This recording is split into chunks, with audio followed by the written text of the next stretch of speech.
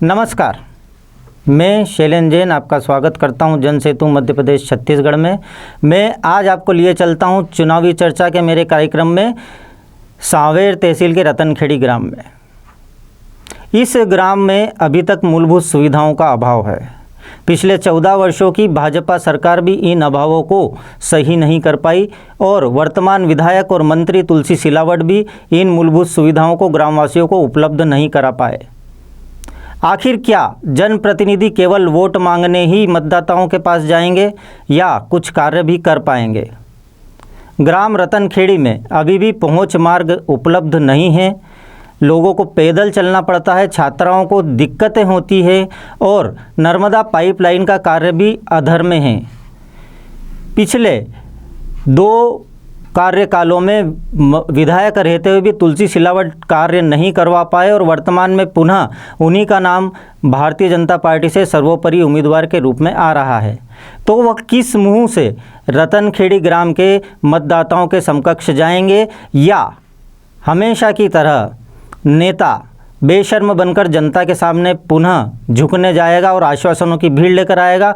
हम आज की चुनावी चर्चा में अपने प्रतिनिधि सतीश शर्मा के साथ देखते हैं रतनखेड़ी ग्राम में हमारी चुनावी चर्चा।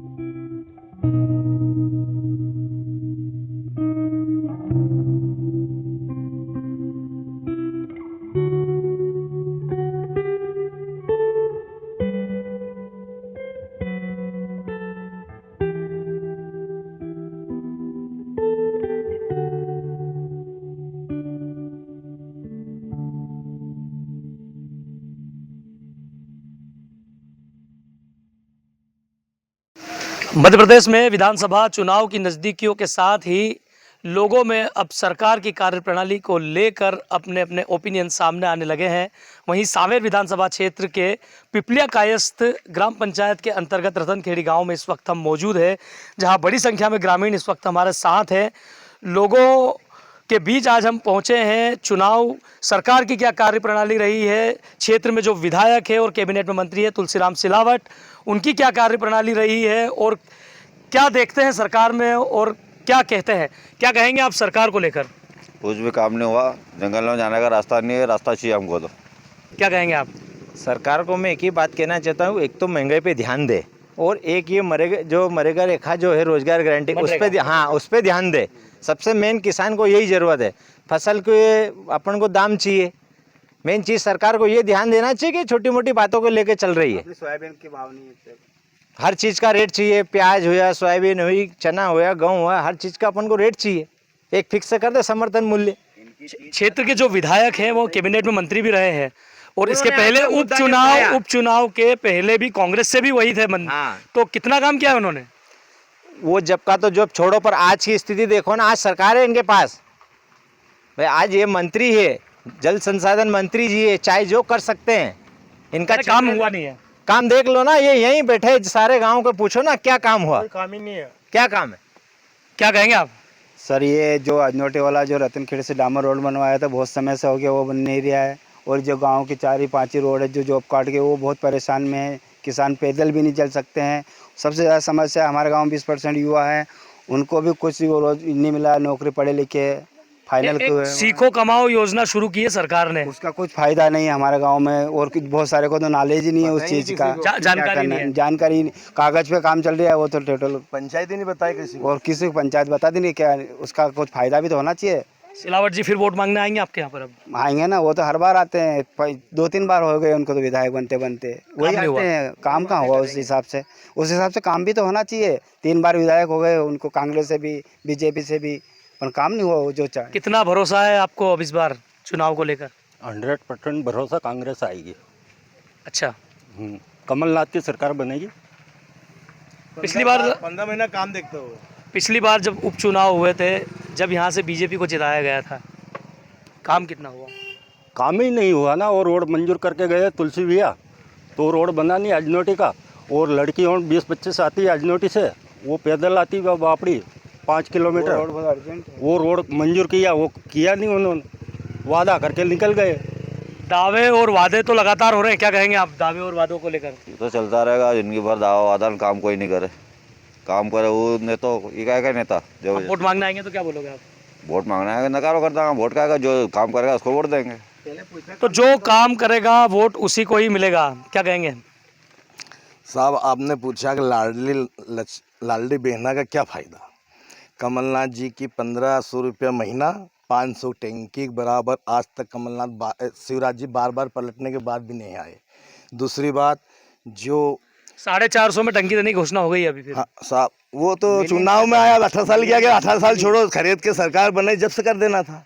आप क्या है। दूसरी बात, जो डिलीवरी माँ, अरे बच्चे की माँ को डिलीवरी होती है, माँ को 6000 रुपया जो मिलते थे वो 2 साल के नहीं मिल रहे हैं।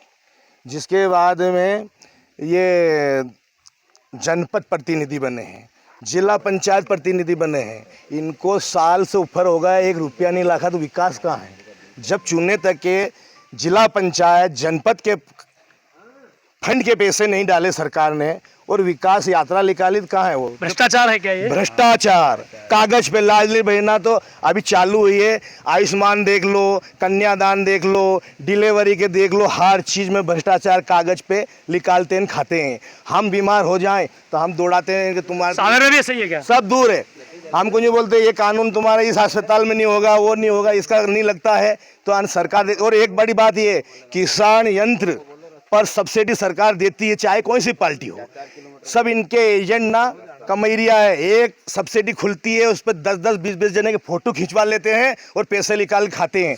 वो सरकार को और राष्ट्रीय एजेंसी को हम ये कहते हैं, जो कृषि यंत्र सांवेर तहसील में निकले हैं किसान के नाम पर, उनके हर जो यंत्र निकले उनकी वीडियो करे, किस किस किसान के पास है, निकलता एक है और 25-30 के फोटो खिंचवा लेते हैं और सब्सिडी खा जाते हैं। यानी कृषि विभाग में भ्रष्टाचार का आरोप है? हाँ, भ्रष्टाचार।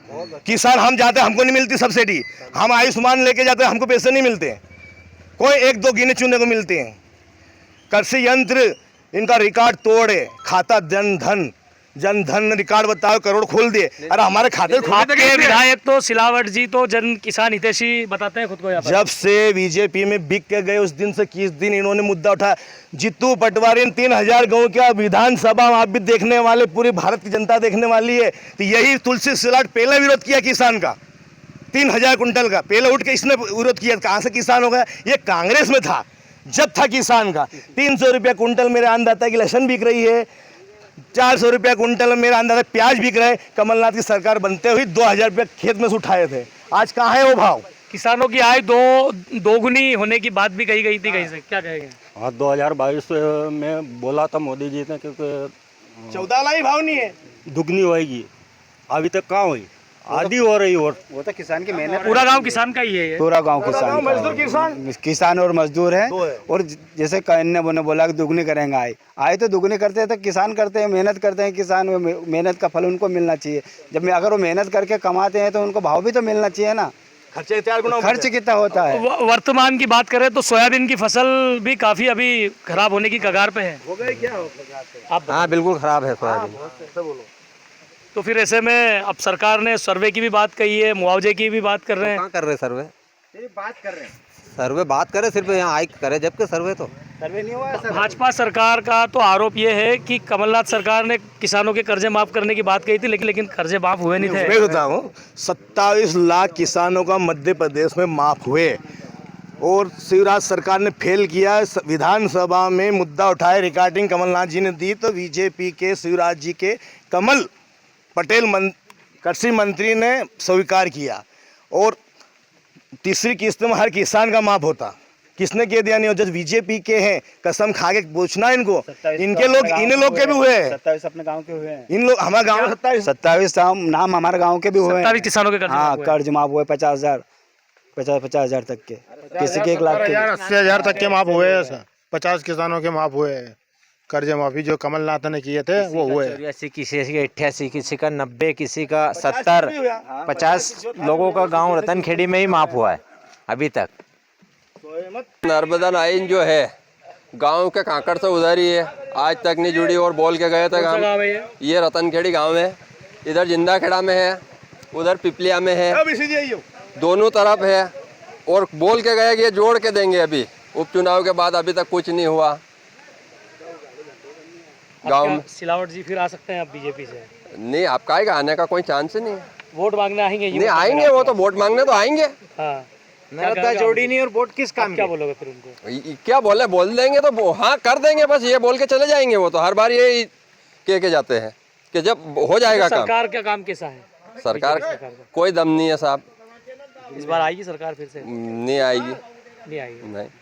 आपका नाम बोलो। दिनेश ब्रह्मोत्रिया। अच्छा, तो समस्याएं बहुत है मध्य प्रदेश में। एक बार फिर बता दें, सांवेर विधानसभा क्षेत्र के ग्राम रतनखेड़ी में इस वक्त हम मौजूद है। बड़ी संख्या में ये किसान लोग यहाँ पर हमारे साथ मौजूद है। कहीं ना कहीं सरकार की कार्यप्रणाली पर सवालिया निशान ये लोग खड़े कर रहे हैं। इनका कहना है कि ना तो किसानों को कोई कर्ज माफ हुआ है, ना फसलों का सर्वे हुआ है, बेरोजगारी लगातार बढ़ रही है, ग्रामीणों की समस्याएं अब भी जस की तस बनी हुई है। सतीश शर्मा, जनसेतु, इंदौर। साहब, जो नर्मदा लाइन अर्जुन सिंह के टाइम आई थी मध्य प्रदेश में, और अभी कमलनाथ सरकार में पाल कांकरिया में बघेल जी जल संसाधन मंत्री थे और ये दवा गोली की थे तुलसी सिलावट। जब कमलनाथ जी सरकार में इन्होंने उद्घाटन की घोषणा की थी, रतनखेड़ी की पाइपलाइन की, धथुरिया की पाइपलाइन की और करमेल में बना है, ऐसा ही पाल कांकरिया में आज तक नहीं बना। फिर बीजेपी सरकार बनी, जब भी घोषणा की उन्होंने, फिर सिर्फ घोषणा है। और जो डैम की बात कर रहे हो, करीबन 160 लाख का करीबन है, 1.5 करोड़ से ऊपर, उसमें 70 लाख भी नहीं लगे और गेट भी नहीं लगे, पानी रोकने के लिए फाटक भी नहीं, कुछ भी नहीं लगा। और चंद्रावतीगंज इन्होंने उसका भूमि उद्घाटन ही कर दिया, रिबिन भी काट दिया। अब ऐसा सरकार अगर बनती गई इनकी तो ये भोपाल का काम भोपाल करेंगे, राज्य का काम, और केंद्र का करेंगे दिल्ली। और भ्रष्टाचार इतना रास्ता भी नहीं है। और ये स्कूल दिख रहा है, इस स्कूल में बच्चे पढ़ते थे, यहाँ पंचायत द्वारा गट्टी सीमेंट जो भी मटेरियल रखाते हैं स्कूल का, मैं एक इंच आधा नहीं थर जमता था। मास्टर मेरे को 10 बार कह दिया, लेकिन सरपंच ने यहाँ कूड़ा। दादागिरी समझ लो, उसकी नेतागिरी समझ लो। बीजेपी पास एक मुद्दा एक ये है, किसी भी विकास के नाम वोट नहीं मांगते। क्या कहते हैं, अपन हिंदू है, कांग्रेस को वोट नहीं देना, मुसलमान की पार्टी है, अपन हिंदू है, बस इसके अलावा कुछ नहीं। विकास की राजनीति, गाँव की स्थिर की, धर्म की, वोट की विकास ही नहीं मांगते सिर्फ। जबकि इनके मेन नेता नाम की लड़की ना मुसलमान का यहाँ पर नहीं है, सबकी। RSS का ले लो, बीजेपी का ले लो, विश्व हिंदू परिषद का ले लो, बजरंग दल का ले लो, सभी मेन मुखिया उनकी बेटी ना। तो एक हमारा क्षेत्र में रंगरेज खतरिया में फारूक सरपंच है, नायता पटेल बीजेपी सरपंच, हमारा कछाले मुस्लिम है, मुस्लिम सरपंच, हमारा बसांद्रा में मुस्लिम सरपंच, सब बीजेपी के। हसनाबाद में भी फिर बीजेपी मुस्लिम पार्टी है कि कांग्रेस हिंदू की है। जब हमारे क्षेत्र में जो मुस्लिम सरपंच है वो भी बीजेपी, कांग्रेस का नहीं है, बता देखो। और हमारे गांव में एक भी पढ़े लिखे को 10 साल में सरकारी नौकरी लगी हो तो ढूंढ के बताए, क्षेत्र में भी। गांव तो ठीक है, इनको कैसे करता है, आती थी 5,000 10,000, कोई के आंगनवाड़ी वाली के पैसे नहीं है, डबल किए। उन्होंने मांग क्या करी थी कि हमारा सरकारी स्टे करे सरकार, तो उनकी डबल कीमत कर दी। पटवारी की सब हड़ताल पे, आशाकारी है, पटवारी है, डॉक्टर है। डॉक्टर का सुना हमने, सोगन खा गए वो तो नए लड़के हों, इससे तो किसी को किया ही नहीं, इससे ही चाहिए सरकारी नौकरी।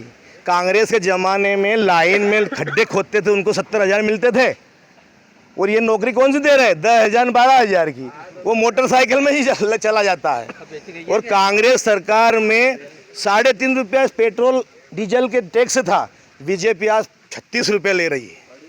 कितना, 30%। हमारी खेती में खर्च 2014 से 4 गुना बढ़ गया, और कीमत ऐसी फसल ना है कि जो 14 में बिकती थी, 14 में बिकती थी वो भी नहीं बिक रही। और जिसके बाद में 2018 में कहा था कि 2022 में डबल, हमारा 3 गुना खर्चा बढ़ गया खेती का, घर गृहस्थी का, फसल का भाव नहीं बढ़ा है। अगर ये सिटी वाले लोग ने, मीडिया वाले उछालते हैं कि टमाटर महंगा हो गया, प्याज महंगा हो गया, लहसुन महंगी हो गई, तो मैं उनसे पूछता हूँ 100 ग्राम से किसी ने ज़्यादा खाया है? यहाँ हमारा सैकड़ों कुंटल पैदा करते हैं, उसके भाव नहीं मिलते, हम रोड फेंकते हैं। जब सरकार नहीं जागती है, मीडिया वाले भी नहीं जागते हैं, और जब थोड़ी महंगाई हो जाए दिन रात तांडव मचा देते हैं, तो खर्चा कितना होता है किसान का खेती में। और जब सरकार ने अभी क्या खोला, 50 का टमाटर हो गए तो 25 तो बनिए को दे रहा और 25 में जनता को बेच रहा। तो किसान जब रोड फेंक रही है, फसल फेंक रहा है, तो उसको 20 रुपये किलो में ले ले, तो ये नौबत ही नहीं आएगी। इन्होंने क्या किया, हर चीज़ पुरानी सस्ता, बाप दादा का, हमारा जैसे कि कहावत है गाँव में, बाप दादा की ज़मीन जायदाद बेटा ने बेची, एक खेत वो बेचा, एक प्लाट वो बेचा, और 4-25 जना के रोटी खिलावे, कोई ढाबा खिलाए तो कि जे करे वो काम हो रहा है। सब जड़ बेच रहा है, पुरानी चीज़ सब बेच के, और टैक्स कहीं गुना। अब गाड़ी की देख लो, 40-60 मिलती थी, आज 1 लाख पे हो गई। इनका बीमा देख लो, 2,000 का था, आज 4,000 में, 4 4 व्हीलर की 32,000 में, जबकि 2,500 में होता था। अरे 4 लाइन खड़ी, और कर्जा पे कर्जा ले रहा, टैक्स पर टैक्स लगा रहा है। GST कितनी हो गई जी रोटी पे। एक सबसे बड़ा मुद्दा, गरीब की रोटी, नमक तो ठीक है, भंडारा किस लिए खोलते हैं, हर धर्म के लिए। तो हिंदू धर्म के भंडारों, मंदिर के, गुरुद्वारे के में भंडारे में, खालसा में, अभी बताया टीवी में एक सरदार जी ने, उन भंडारों में भी टैक्स लगा दिया इस पार्टी ने। और साधु संत ना के मंदिर में नहीं जान दे, दर्शन करने नहीं जान दे, इनका नेता ना जा रहा। तो आज साधु संत भी इनके खिलाफ बोल रहे हैं कि हमारे नाम पे सरकार बनाते हैं ना, हमको मंदिरों में नहीं जान दे रहे। अभी उज्जैन का मामला चल रहा है। और कौन बनेगा करोड़पति, उसमें अमिताभ बच्चन ने पूछा कि शिवराज सरकार ने बनाया, कि कमलनाथ जी सरकार ने बनाया, कि उमा भारती जी ने बनाया, कि दिग्विजय सिंह ने बनाया।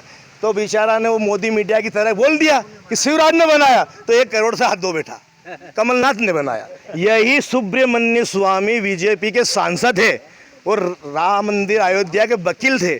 मोदी जी ने दबाव डाला तो प्रेस कॉन्फ्रेंस सुब्रमण्य स्वामी जी ने किए कि इसमें मोदी है कोई लेना देना नहीं, हम वकील, हम केस लड़े, और कमेटी लड़ी, अखाड़ा वाले लड़े, उनको डरा धमका रहा है। इसमें राजीव गांधी की देन है। मुस्लिम हिंदू की एकता करके 24 घंटे के अंदर ताला खुलवाया, पूजा का हक दिलाया, शिलान्यास दी, उस कब्जे से जीते। मोदी जी में दम हो तो राम सेतु फाइल पड़ी, वो बांके बिहारी मंदिर पड़ा, विश्वनाथ काशी दौर का मंदिर पड़ा, उसको कर दे। और सरकार दबाव डाल रहा, जो सरकार बैठेगी वो बनाएगी। और अब भी फिर हाल सुब्रमण्य स्वामी बीजेपी का सांसद है, वो क्या कह रहा, मोदी को खड़ा ही नहीं होना चाहिए, इन्होंने किसानों को तले दे दिया, इन देश को तले दे दिया, हर सीमा पर अपने पर आक्रमण कर दिया, मोदी खड़ा ही नहीं होना। राज्यसभा सांसद सुब्रमण्य स्वामी कह रहा है इनका। नितिन गडकरी कह रहा है जितने भी रोड पुल डैम बन रहे हैं, ब्रिज बन रहे हैं, क्या कह रहा है आपको पता है कि मनमोहन सिंह जी की देन है।